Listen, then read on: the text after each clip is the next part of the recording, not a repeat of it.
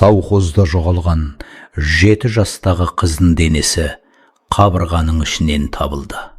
Бұл хабар тараған күні Жанатілек совхозындағы адамдардың жүрегі мұздақ кеткендей болды. Себебі кеше ғана көшеде күліп жүрген кішкентай Амина енді жоқ еді. Жанатілек совхозы шағын ғана ауыл болатын, барлығы бір-бірін таниды. Кешке мал қайтып, балалар шаңның ішінде велосипед теуіп жүретін тыныш жер еді. Сол ауылда Роза мен Талғат жалғыз қыздарын еркелетіп өсіріп отырған. Қыздарының аты Әмина, 7 жаста. Үнемі күліп жүретін, көзі жап-жарық, өте сүйкімді қыз еді. Көрші әжелер оны көрсе, біздің кішкентай жұлдызымыз келді ғой, деп еркелететін. Сол күні кешке Әмина үйдің алдында қызыл добымен ойнап жүрген. Күн батып бара жатқан. Анасы ас үйде бауырсақ пісіріп жүрген, ал әкесі қора жақта мал қамап жүрген еді. Бір кезде қыздың добы совхоз шетіндегі салынып жатқан ескі мәдениет үйінің ішіне кіріп кетеді. Әмина ештеңеден қорықпайтын, тез алып шығамда қайтам деп ойлады. Сөйтіп, құрылыс ішіне жүгіріп кіріп кетті. Ал іште құрылысшы Самат жұмыс істеп жатқан. Күні бойы бетон бұзып қатты шаршаған. Қолында ауыр кеппен, маңдайынан тер сорғалап тұр. Ол жоғардағы бетонды ұрып тұрған кезде төменнен жүгіріп келген кішкентай қызды байқамай қалды.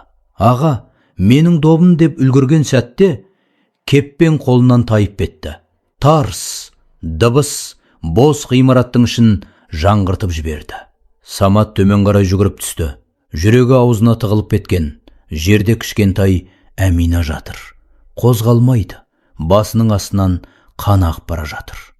Қызым, ей, тұршы, мен әдейі емес. Ол қызды көтеріп көрді, бірақ Әмина қимылдамады. Сол сәтте Саматтың ішін сұмдық қорқыныш басты. Түрме, бәрі бітті. Ауыл не дейді? Ол не істерін білмей қалды. Сөйтіп ол өміріндегі ең қорқынышты қателікті жасады. Қыздың денесін салынып жатқан қабырғаның ішіне жасырды. Сосын кірпішпен қайта қалап шықты. Қолдары қатты дірілдеп тұр. Әр кірпішті қойған сайын демі тарылып бара жатты. Бірақ тоқтай алмады. Сыртынан қараған адам ол қабырғаның ішінде кішкентай қыз жатқанын ешқашан байқамайтындай еді. Ал кешке совхоз түгел дүрлігіп кетті. Әмина үйіне оралмаған. Роза алғашында көрші үйде жүрген шығар деп ойлады. Бірақ қараңғы түскен сайын жүрегі жамандық сезді. Талғат, қызымыз жоқ. Әкесі бірден көшеге жүгіріп шықты. 1 сағаттың ішінде бүкіл совхоз жиналды. Бірі трактормен іздеді, бірі мотоциклмен шықты, бірі өзен жаққа кетті. Барлығының қолында фонарь. Әмина, қызым, дыбыс берші. Сол түні совхозда ешкім ұйықтамады. Ал Самат та бәрімен бірге іздеп жүрді. Қолында фонарь. Өзі де айқайлап жүрген болады. Бірақ әр айқайы оның жүрегін тілгілеп жатқандай еді. Себебі кішкентай қыз дәл жанында қабырғаның ішінде жатқанын ол ғана білетін. 3 күн өтті. Әмина табылмады. Анасы ауруханаға түсіп қалды. Күнде қызының көйлегін құшақтап жылайтын болды. Ал әкесі Талғаттың шашына бірден ақ кіріп кеткендей еді. Ол түн сайын совхоз көшелерін жалғыз аралап жүретін. Қызым, бір дыбыс берші. Ал Самат күн сайын тірі өлікке айналып бара жатты. Түнде көзін жұмса болды, Әмина көрінеді. Әмина жоғалғаннан кейін Саматтың өмірі мүлде өзгеріп кетті. Басында ешкімге білдірмегенімен, күн өткен сайын оның түрі қорқынышты болып бара жатты. Көзі шүңірейіп кеткен, түнде ұйықтай алмайды. Жалғыз қалудан қорқады. Өйткені көзін жұмса болды, Әминаның жүзесі көз алдына келе береді. Қабырғаның ар жағынан біреу қарап тұрғандай сезіледі. Кейде тіпті түн ішінде шошып оянып кетеді. Құлағына әлсіз ғана дыбыс естілетіндей, біреу жылап тұрғандай. Самат арақты көбейтіп жіберді. Бірақ арақта көмектеспеді. Керісінше елестер жиілей бастады. Бір күні түнде үйде жалғыз отыр еді. Кенет дәліз жақтан кішкентай аяқтың дыбысы шыққандай болды. Саматтың денесі мұздап кетті. Баяу бұрылып қарады. Қараңғы бұрышта біреу тұрғандай. Сол сәтте жүрегі тарс-тұрс соғып кетті. Жоқ, жоқ деп күбірлей бастады.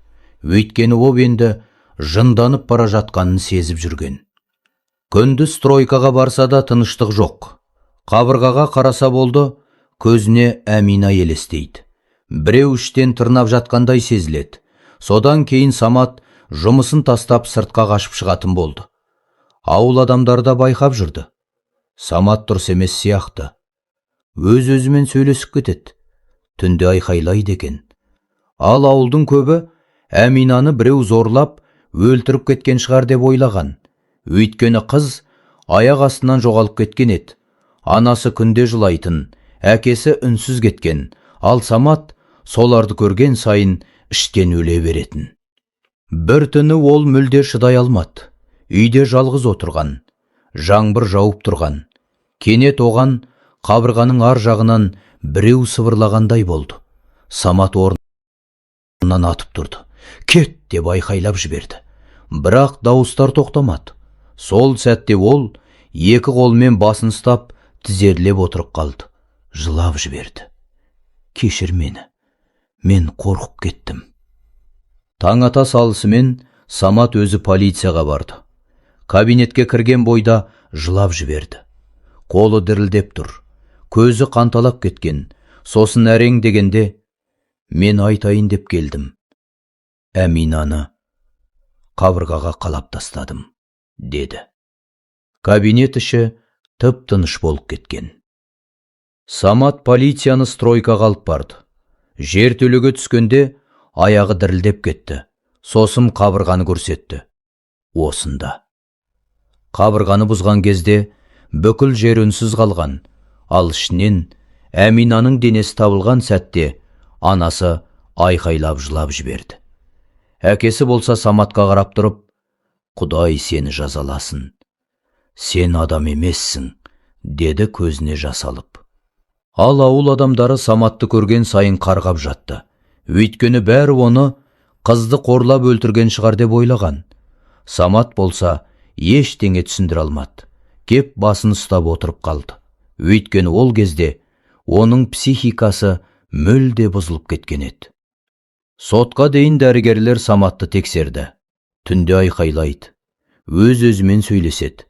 Қабырғаға қарап жылай береді. Кейде бос бұрышқа қарап, Әмина, кешір мені деп отырады. Соңында дәрігерлер оның психикалық жағдайы ауыр екенін айтты. Сол себепті Саматты түрмеге емес, психиатриялық ауруханаға жіберді. Қазірде түнде аурухананың ұзын дәлізінен Саматтың жылаған дауысы естіледі дейді. Кешір мені. Кешір. Ал ол отырған палатада Самат кейде қабырғаға қарап ұзақ отырып қалатын көрінеді. Саматты психиатриялық ауруханаға алып кеткен күннен кейін де ауыл ұзақ уақытқа дейін тыныштала алмады. Адамдардың бәрі бір-бірінен қорқып қалғандай еді. Кеш бата көшеде бала ойнамайтын болды. Әсіресе әлгі стройканың жанынан ешкім өтпейтін. Өйткені жұрт арасында түрлі әңгіме тарады. Біреулер түнде жертөледен жылаған дауыс шығады екен десе, екіншілері қабырға жақтан біреу тырнайды дейді деп үрейленіп жүрді.